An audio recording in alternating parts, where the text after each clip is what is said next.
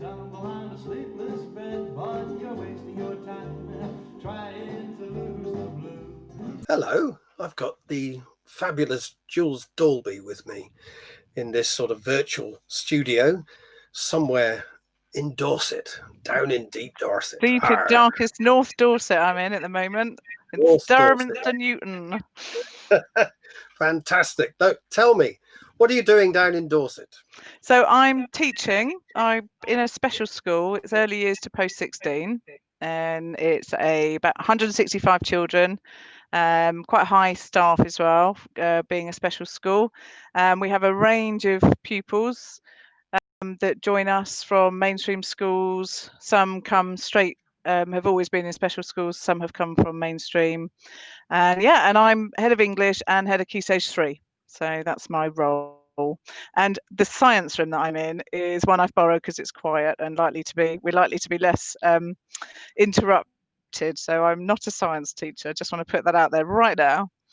You're pretending to be a science teacher by Yeah, I know all sneaking about this skeleton behind me. Tell me, working in a special school in these particular times, the times of COVID-19 and social distancing, what are the sort of issues that arise from that?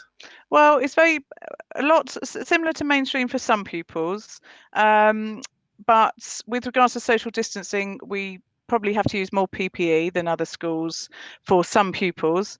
But we also have a lot of anxiety for some of our pupils, and it's been an issue to maybe get them in, make them feel safe. So we are probably being highly cautious, maybe more cautious than mainstream schools with regards to that. We've got smaller bubbles and we try to stay within those bubbles as much as possible.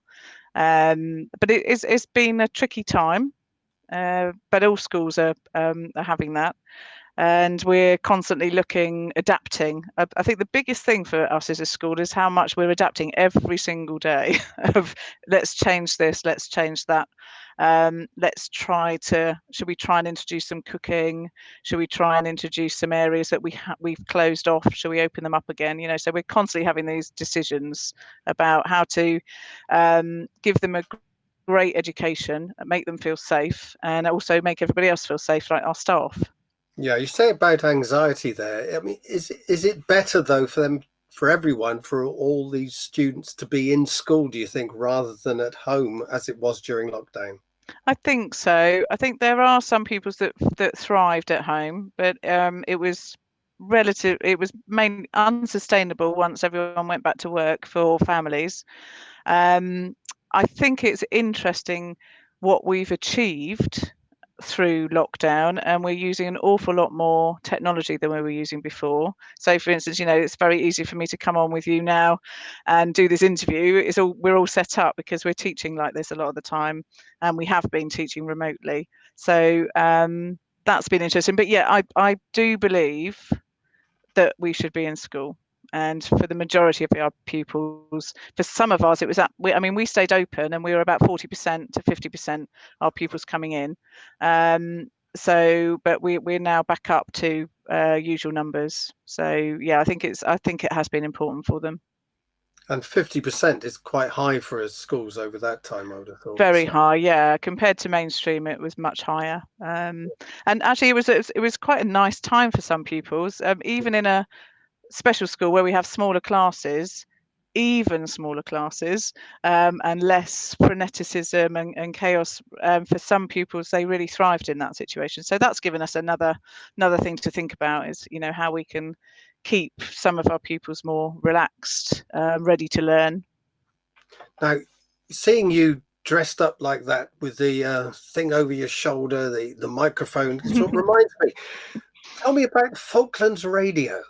Yeah, well, that was quite interesting. So my partner got a job as the English teacher out there, and obviously there was only one English teacher post. So we were both English teachers in the school we'd been in, and so I'd just been promoted as well. I was deputy head of sixth form in a big comprehensive, and I wasn't keen about going to the Falklands at all. I was like, I'm not going there. In fact, it was the effing Falklands for a little bit, but then I did decide to go with him, and we got married actually to go out there, because had to be married to get the flights and stuff. So you could say I got married for a free flight, but you know, that might be sound a bit shallow. We have been together 20 years, so I just want to say that. So it's not too shallow. Yeah, so we went out there and there was no job for me really. And so I got out there and I thought, what the hell am I doing? I was sitting there with penguins on a beach thinking, what have I done? You know, my career's ruined. And then just on the local radio, this advert came up and it said, we're looking for newsreaders and broadcasters and for our local radio station. And when I heard it, I thought there would be hundreds of people to go for it. You know, here, if that happened, you'd have loads, wouldn't you? But in the Falklands, either they've already tried it, or they hated it, or they're too embarrassed because they know the 2,000 people that live on the islands. So when I turned up, I was the only person. So I'd like to say it was because I was really skilled, but I got the job straight away. And then it turned out the other news broadcast, I had to go back to the UK for a relative and hospital treatment. So I ended up literally being the person in charge of the news within a day. So now in the Falklands, being in charge of the news is quite different. But I was in my little Jeep and I had my little recording and I was driving around the islands and I went and interviewed some people that had come from South Georgia because we brought reindeers onto the island. And then I caused all sorts of controversy because on the with the some visiting farmers had come over and we were talking about artificial insemination of the cows, and I hadn't realised quite how contentious that was in the Falklands. So we had a big discussion on that, and it made the front page news on the Penguin News the next day. So it was really very exciting, and I did it for 2 years. It was fantastic, and I would write the news, read the news, interview people, be a roving reporter, be a court reporter. So yeah, it was very exciting. There you go. So if anyone's watching this and needs a newsreader at all, or someone to be a roving reporter talking about expertise perhaps in artificial insemination of cows, anything like that, you know where to go. Jules is your person. Definitely. And I can also interview penguins because we used to have pollution, you know, with pollution, if an oil-rig went or something. And I once covered a story and I was trying to get a sound from a penguin that had been oiled. So you can't imagine, because actually some of the penguins out there sound like donkeys. They kind of go, you know, so I was trying to get this donkey sound from a penguin. So honestly, I did ridiculous things out there, but it was very fun. This is a bit like the One Show, I think, now, isn't it? Getting a donkey sound out of a penguin. I'm not sure that should be allowed. Yeah, I know. I'm sure everyone would be going, "What is she talking about?" Honestly, they do. They make funny sounds. So you were there about 20 years ago, you're saying? Yeah, well, I was there in the year 2000, so 2000 to 2002, and actually it was the from in 2002 I did all the memory stuff of the war in the Falklands. So I interviewed a lot of soldiers, a lot of journalists actually, you know, with post-traumatic stress disorder from the war. The big lesson in the Falklands is they refuse to call it a conflict, so that it is a war. And you know, and I interviewed the people that were locked in Goose Green in the village hall, and you know, had their liberty taken away from them and stuck in, you know, and I interviewed lots of people like that. So it was a fantastic, quite emotional, and very real time. So that was quite powerful, I remember. And is Margaret Thatcher, was she still well thought of at that time? She is well thought of in the Falklands, which was quite tricky for me. But there's even a Thatcher drive. But I have to say, you know, they are in the Falklands. They are incredibly. They always remember their soldiers. Every year, everybody goes out in Stanley and there's and remembers all those that fought for them and died for them, and they are forever grateful. So it's a very, very passionate time out there. And it's, I suppose it's important to keep an open mind, because talking to people about very real things to them, and if they see Margaret Thatcher from a different perspective than you do as a reporter, you've got to understand that and understand. Absolutely. Yeah, and also you do get this compartmentalization, don't you, sometimes with politics, and for that for them, they were invaded overnight. The person that did my job had a gun to his head, and he was forced to broadcast on the radio that they'd been taken over. So it was it gave me goosebumps, the type of stories that they were affecting. And children had guns to their heads, and so then when you realise that how dogmatic Margaret Thatcher was really about, she didn't waver at all, then they're incredibly grateful for that. And it was I changed my mind a lot, because I'm a lefty liberal, and it changed me quite a lot living out there. Talking of lefty liberalism, then you had a conference this recent weekend, the weekend just gone. An unconference, Martin. An unconference. Now, do tell. I mean, what is an unconference? Well, so the idea is, the whole idea of Women Ed came from that we can live in quite a patriarchal society, and conferences particularly, it is getting better all the time, but conferences were often filled with manels, which are our male only panels.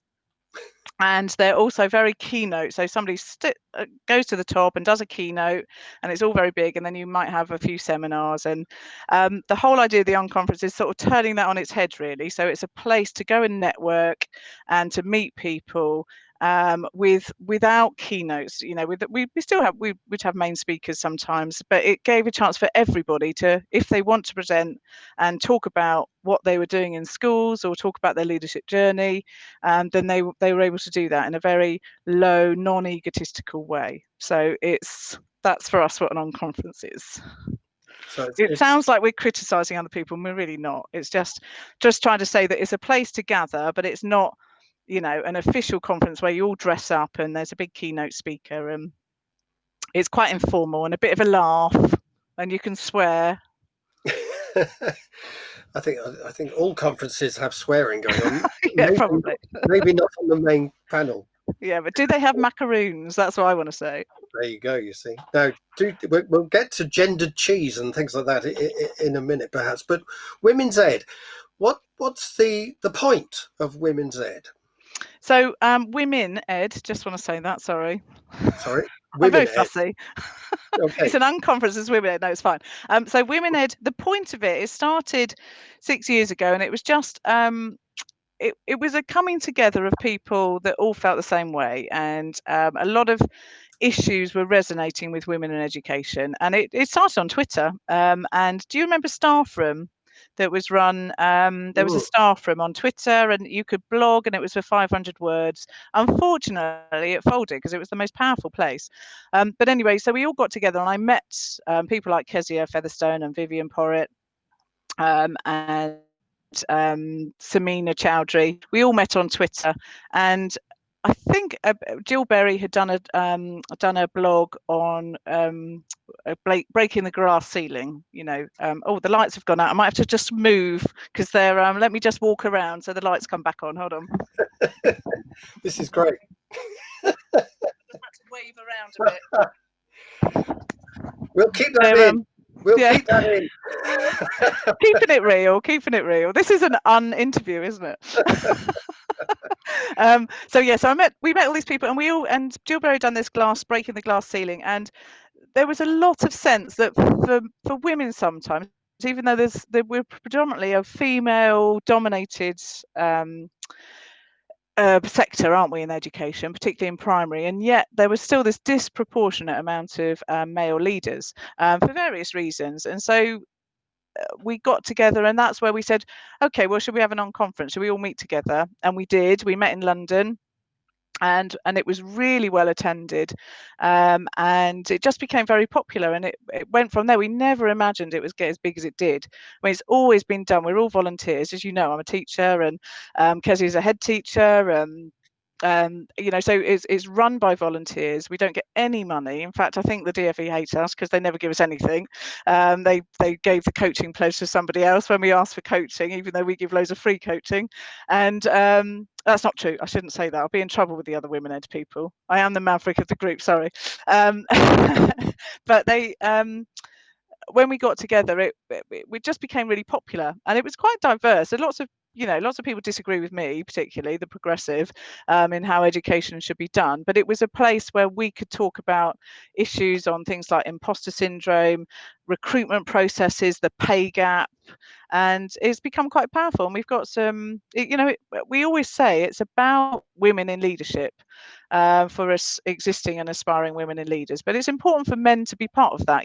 We're often the men are the hirers, hiring women, or to encouraging women to apply for leadership posts, because they'll often apply later than men will apply because of confidence. So that's an issue for all of us to think about, and policy, individual, as well as structural, systemic, and organisational, really. Interested in what you were saying about it being a female-dominated profession and the numbers going into leadership there. Now, I haven't got the numbers in front of me, so there's no point in getting into a discussion about that. I know, and I would have them, but I haven't either, because I'm in a science lab. But one thing I'm interested in, I mean, should there be more men going into teaching, or should it be 50-50 all the way through? Would that be your ideal outcome? I would, in leadership and in teaching staff. Yeah, there should be more diversity. So we should have more female leaders. We should have more male teachers. We should have more male primary school teachers and early years teachers. So and that's what gendered cheese, which I know you're going to ask me about, is all about. That kind of idea that stereotypes damage both. Damage us all. When we start looking at what's typically a female post and what's typically a male post, that doesn't do us any justice, and it's not great for our children in schools either. So having a representative and diverse workforce is what we should be achieving, and we should be achieving that in leadership as well as roles in the classroom. And how this is, I shouldn't go from talking about a women's unconference and end up talking about getting more men into schools, but this is where it's gone for some reason. But how would you get more men into schools? How can one encourage that? Well, I think it's going down to stereotypes. So it's you think you can be what you see. So if you've gone into school and it's a predominantly female workforce, then that's what you see, and so that's what you might aspire to be. It's like if you see all male leaders, then you, as a woman, you might not think that you can be a leader. As a man, if you've been brought up in early years with all women, then that doesn't seem to be a role for you. And then that moves on to the gendered cheese. That moves on to the adverts where boys are encouraged with their astronaut brave T-shirts, and their women are in their princess caring roles. So when you start looking at these sort of stereotypical roles, then we're brought up thinking that these roles are for us. And if teaching suddenly, so teaching, particularly in primary, seems to be very female, and that, but if that's what you see, that's what you're going to want to be. And it's the difficulty of getting from where we are to where perhaps you want us to be. I'm very conscious of the fact you kept saying gendered cheese, and I've said it once, now twice, and some people might be looking at this rather askance. What do you mean? Okay, gendered cheese. Gendered cheese was how I was sort of invited onto Women Edge, really, because I started off. It came from Twitter. It's a bit like you'll know everyday sexism. So everyday sexism is a hashtag on Twitter that people use for sort of just very small incidents that happen all the time to women. And they're not massive, but they're just, and they do a hashtag of everyday sexism. So in a similar way, we started off. I had a conversation with some people called Let Toys Be Toys and Let Clothes Be Clothes, and it's all about gendered toys and gendered clothes. And we were seeing examples. So one of them was, so examples of pink baby grows and blue baby grows. So right from the time you're born, you're stuck in a Superman blue baby grow or a princess pink baby grow. So it started there, and then somebody showed some pictures of, they were a bit like, they're cheese, but a bit like Baby Bells, those ones, and they were gendered for boys and girls. So you go in and you buy your boy cheese and your girl cheese, and it's exactly the same, but it was just gendered how it had been marketed and packaged. So I think that was the one that tipped me over the edge, really. And then it just became gendered cheese. So then anything that we labelled that looked like it had been uselessly or unnecessarily gendered, we would then tag it with gendered cheese, and that's become a sort of unofficial hashtag of Women Ed, really. So I always do a silly 5 minutes at every unconference on the crazy things we've seen. But it does link to the serious side of that for Women Ed, is that the marketing and the things you see then become part of what you believe you are. And that's why I say, so my chapter, we've got a book called Women Ed, and it's called 10% Braver. I've got a gendered cheese chapter in there which I've written, and it's called Pink and Blue Damage Us All, because it's the idea that if everything's pink for girls and everything's blue for boys, then that's damaging for both sexes. So equally, girls might not feel they can be builders, but boys don't feel they can be nurses. And one of the pictures I showed this year at the unconference was two little children, and a boy in a green doctor's outfit that said doctor in waiting, and a girl in a pink outfit that said nurse in waiting. So, and that's happening all the time. So, in cards, in shoes, Start Right, local shoes for Start Right at the moment. There's a girl's shoes that are called, I can't remember now, the boys are called Bolt and the girls are called Giggle.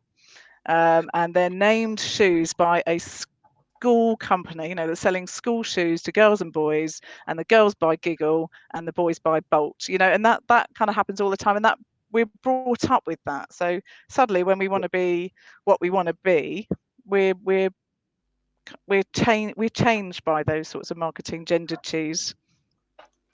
Okay, it's interesting now because you mentioned two genders, male, female there, and of course nowadays we live in a background where certainly there are lessons being taught at school which go up to about there are 100 genders and all that. Does that mean there have to be 100 different baby bells? Perhaps, I don't know how that would work out, but it brings us seamlessly into the culture wars debate, and whether it's J.K. Rowling or whether it's Black Lives Matter or whatever, there is a lot of issues on either sides of the argument that have gone straight into schools as well, what we teach in schools. And Gavin Williamson is certainly this week at the Conservative Party conference was expressing his dismay, perhaps, that in some schools he thinks that they are teaching things which are perhaps politically controversial as being non-controversial, that there are perhaps 100 genders, for example.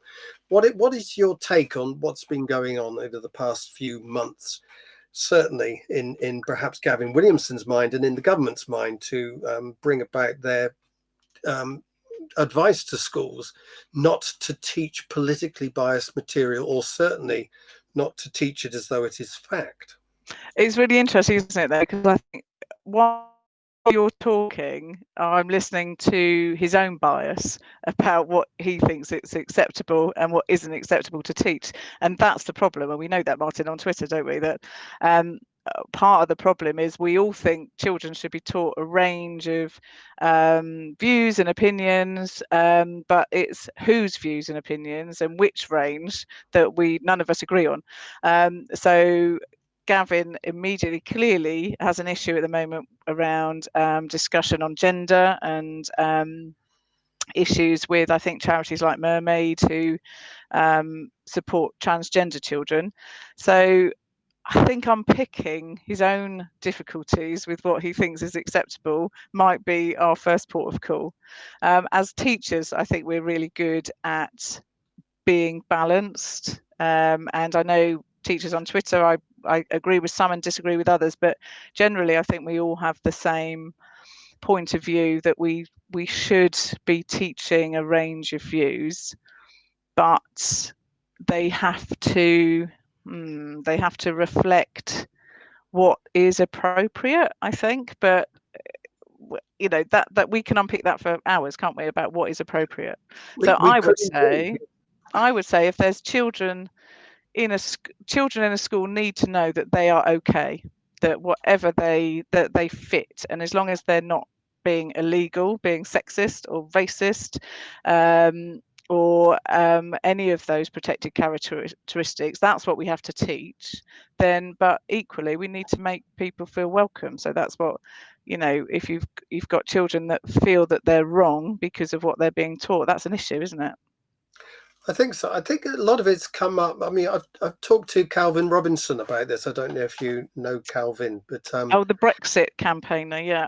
Yeah, he's got quite a conservative view, should we say, with a small c, about morality and and the type of politics that should be taught in schools.